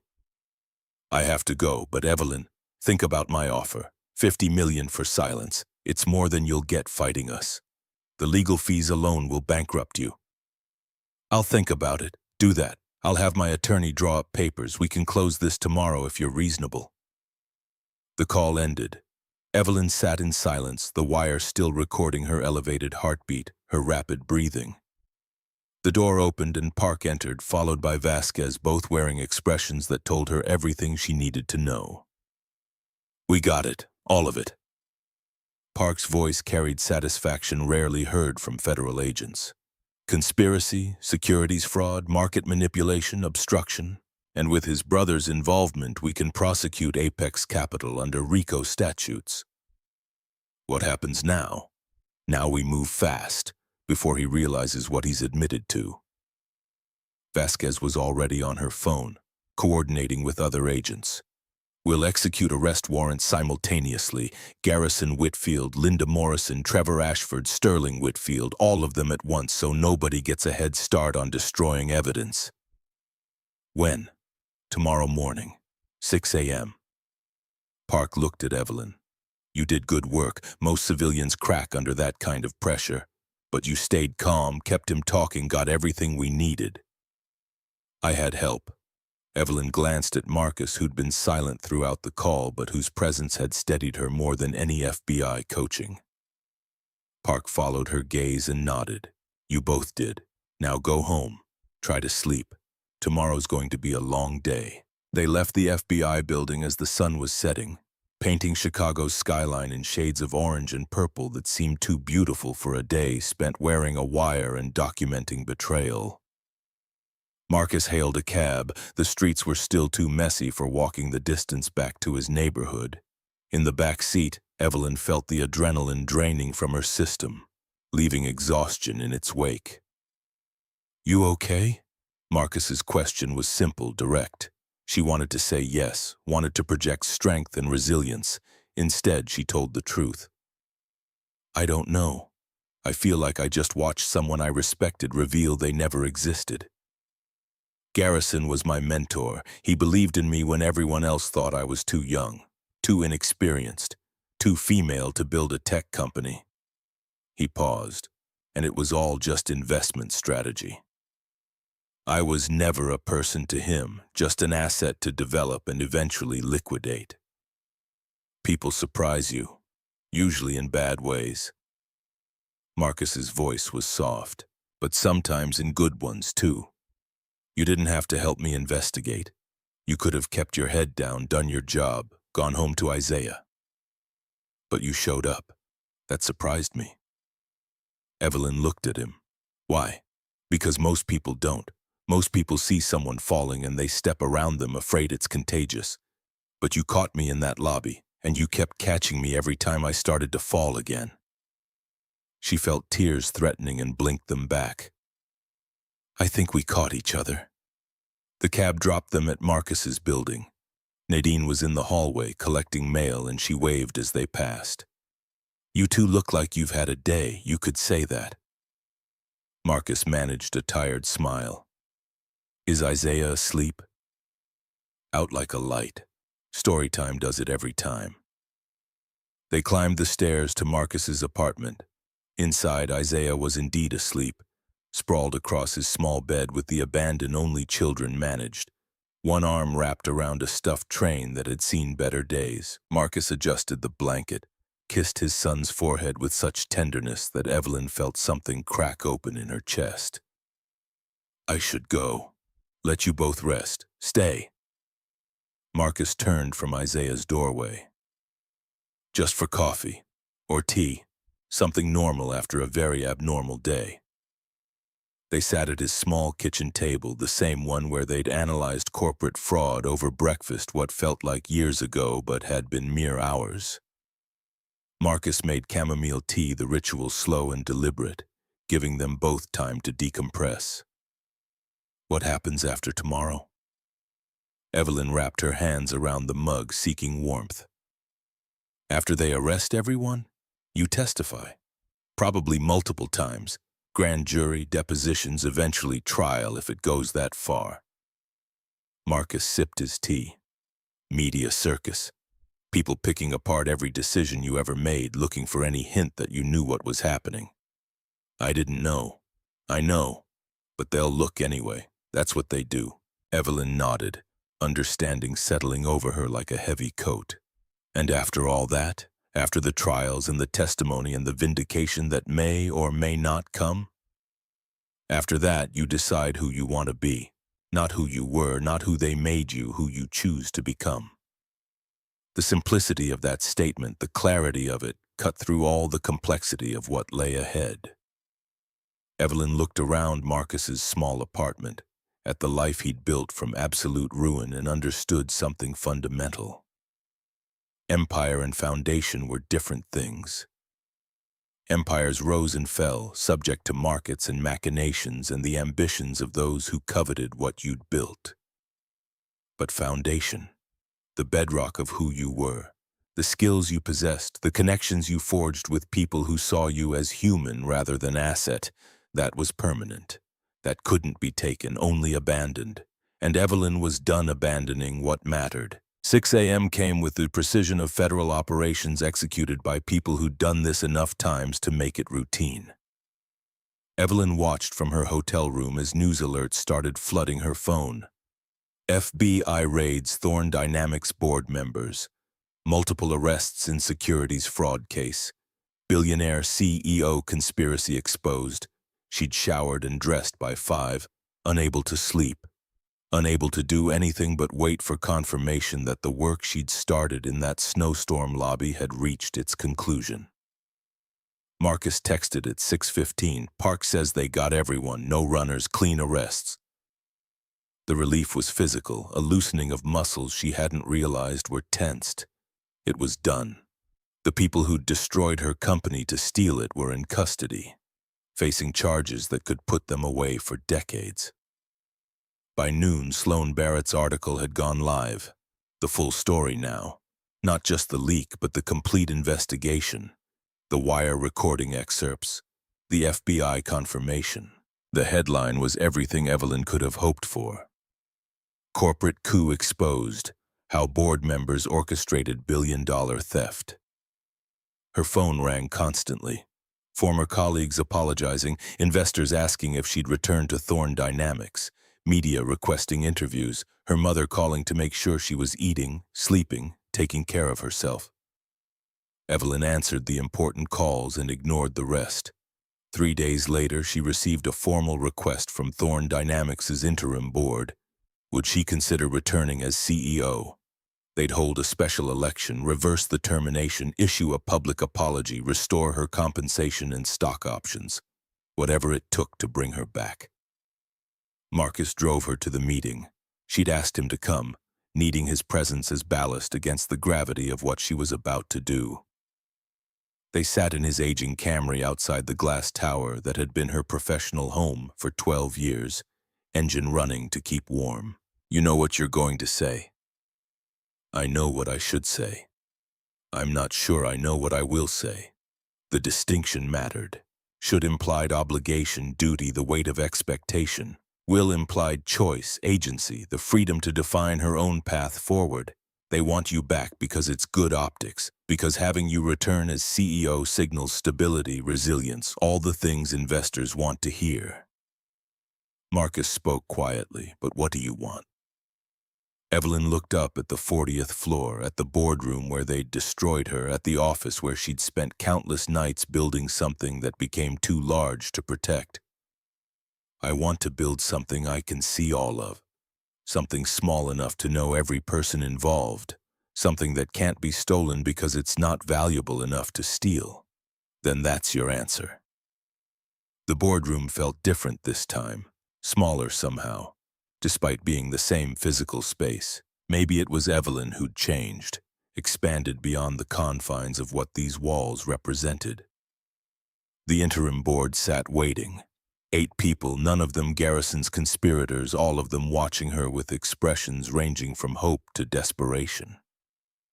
Miss Thorne, thank you for coming.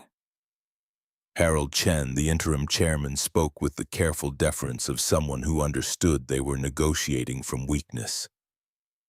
We want to start by apologizing for what happened. The board failed you. We failed to see what was happening under our noses. You failed to look. Evelyn's correction was gentle but firm. There's a difference. Harold nodded, accepting the rebuke. You're right, and we want to make it right. Full reinstatement as CEO, $5 million salary, stock options at pre-crisis valuations. Public statement taking full responsibility and clearing your name completely. That's generous. It's fair. You built this company, you deserve to lead it. Evelyn looked around the table at faces she recognized. Some she'd promoted, some who'd been there since the early days, all of them complicit through action or inaction in what had happened. I built this company once. I spent 12 years pouring everything I had into making it successful. She stood, walked to the windows, looked down at the city 40 stories below. And in those 12 years, I lost track of something important. I confused scale with success. I thought bigger was better. That dominating markets meant I was building something valuable. But I was wrong. I built something so large I couldn't see all of it, couldn't protect it, couldn't know who to trust because there were too many people to know. What are you saying? Harold's voice carried the first note of understanding that this meeting wasn't going the way he'd planned. Evelyn turned back to face them. I'm saying I don't want to run a billion-dollar corporation. I don't want to manage 8,000 employees across 14 countries. I don't want to spend my life in meetings and boardrooms and conference calls where people are more concerned with stock price than impact. She walked back to the table but didn't sit. I'm starting over, building something smaller, something I can see and touch and understand, something where I know every person's name and what they're working on and whether they're happy. You're turning us down. I'm choosing different. Evelyn picked up her bag. You need a CEO who wants to run a $10 billion company. That's not me anymore. Find someone who'll love this work the way I used to, before I learned there were more important things. She walked to the door, then paused. And do me a favor, build better oversight into the board structure. Make it harder for what Garrison did to happen again. Because the company deserves better. The employees deserve better. She left before they could respond, before obligation or guilt or the siren song of empire could change her mind. Marcus was waiting in the lobby, sitting on the same bench where she'd collapsed that first night. And his expression when he saw her face told her he already knew. You said no. I chose yes, just to something different. They walked out together into February sunshine that felt warmer than it had any right to be. Chicago was recovering from the blizzard, streets cleared, life returning to normal patterns. Evelyn felt lighter than she had in years, unburdened by the weight of an empire she no longer wanted to carry. What comes next? Marcus asked as they reached his car. Evelyn pulled out her phone, opened a notes app, started typing. Now I build foundation. Over the next 3 weeks, while federal prosecutors built their case and media dissected every angle of the conspiracy, Evelyn worked. She filed LLC paperwork for DeWitt Thorne Consulting, the name a deliberate partnership rather than her name alone. She drafted service agreements focused on helping mid-sized companies identify structural vulnerabilities before they became catastrophic failures. Marcus quit his janitorial position with 2 weeks' notice, professional to the end despite the building manager's shock that their night maintenance worker was actually an aerospace engineer starting a consulting firm. His expertise in structural analysis translated perfectly to corporate architecture. Both were systems under stress, both required understanding load distribution and failure points. They rented a small office in Marcus's neighborhood, nothing fancy, just enough space for 2 desks, a conference table, and a whiteboard that was never clean because they were always mapping out some company's organizational structure.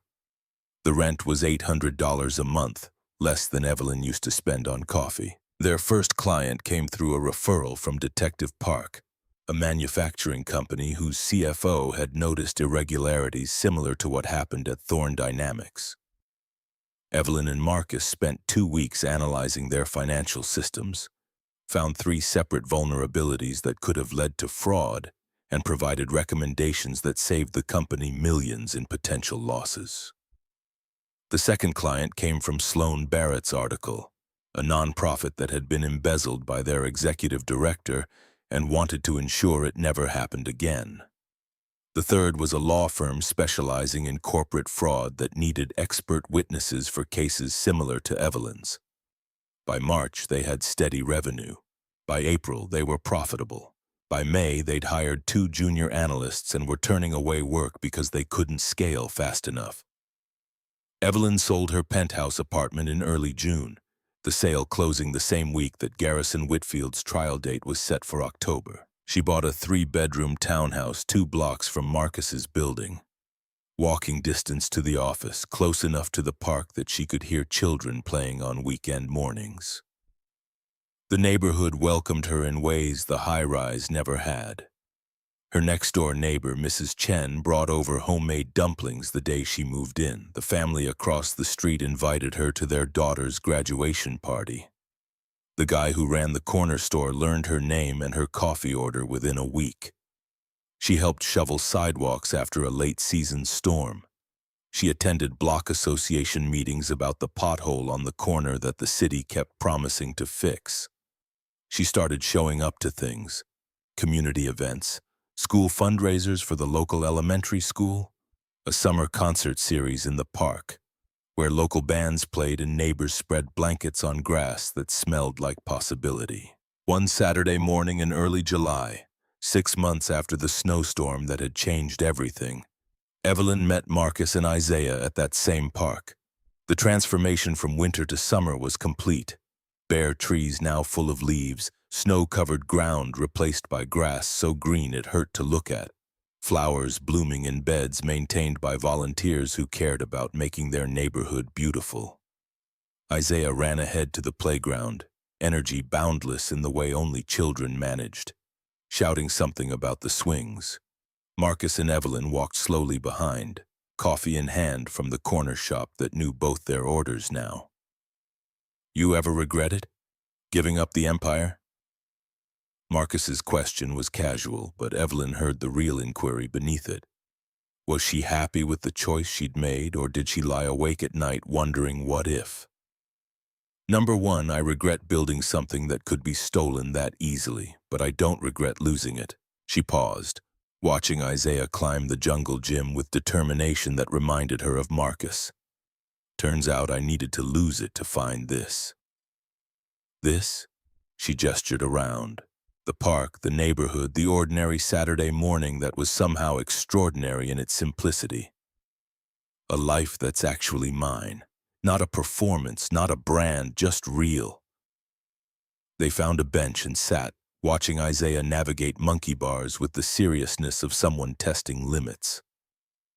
Other parents were scattered around the playground. Some she recognized from the neighborhood. Some she'd met at community events. A few waved. One called out asking if she'd be at the block party next week. "Can I ask you something?" Evelyn broke the comfortable silence. Marcus looked at her and she saw in his eyes the same gentleness he showed Isaiah, the same patience that had carried him through 3 years of rebuilding. "Sure. That night in the lobby. Why did you really help me? You said it was paying forward what someone did for you. But there's more to it, isn't there?" Marcus smiled, the expression reaching his eyes in a way it rarely had when they first met. "You want the real answer?" "Always. I helped you because I saw someone who'd forgotten they were human. You were so wrapped up in being a CEO, being a billionaire, being this public figure, you'd lost track of the person underneath." He turned to face her fully. "And I know what that's like. After Rachel died, I got so consumed by grief and logistics and survival that I forgot I was still Marcus, not just a widower, not just a father, still me, underneath all the roles and responsibilities." He paused, choosing words carefully. "I thought maybe if I could remind you that you were still Evelyn, you'd remember how to save yourself." Evelyn felt tears prick her eyes. "I think it worked. Yeah, I think it did." Isaiah ran over, demanding they come see how high he could swing. They followed him, laughing, and Evelyn pushed him on the swing while Marcus spotted him on the climbing wall. It was so ordinary, so small, so perfectly imperfect that Evelyn felt something settle in her chest. Contentment, maybe, or the recognition that she'd finally found solid ground. That evening, after Marcus had taken Isaiah home for dinner and bath and bedtime stories, Evelyn sat in her townhouse working on a presentation for the conference next month. Her framework for identifying corporate fraud early had generated interest from companies and law firms across the country.